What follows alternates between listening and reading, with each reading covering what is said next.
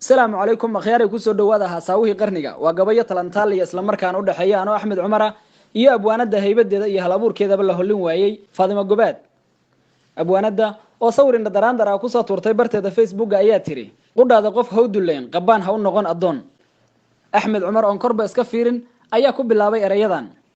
جباد جيان بين النهاي قال ولا لا يجور كجبريها إيجار جيبانا هاي جورتي تلك يهدان قال كاتو قم ماي جرابي لدويل درتا gooman baan ahay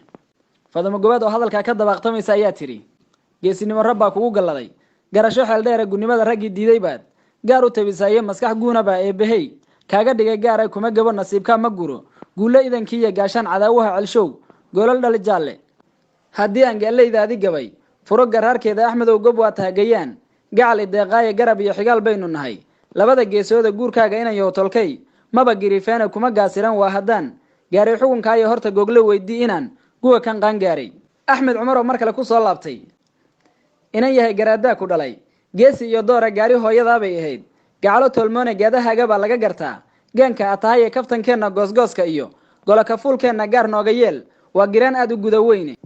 wax la yiri gobaaday habluhu maba gaboobaana gu weyn looma tiriyo dhamaan gabanno weeyana goglihi aad sheegtiyo hadan gooba kala baaray soo helay inaad tahay gob iyo tan u gogo'ay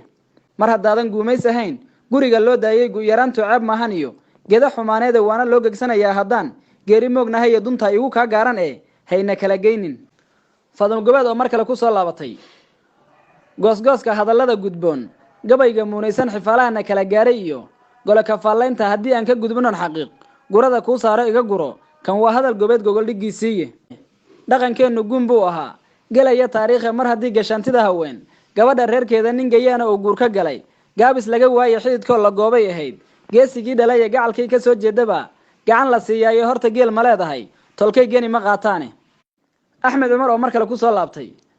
gobaaday dad lama gaasire geenya baa tahay godka manso geeraarka iyo gabayga luuqdiisa inaan lagu galaday baa tahoon laga gayoonayna gogol noo dhig waa inaan heshiis wada gorfaynaaye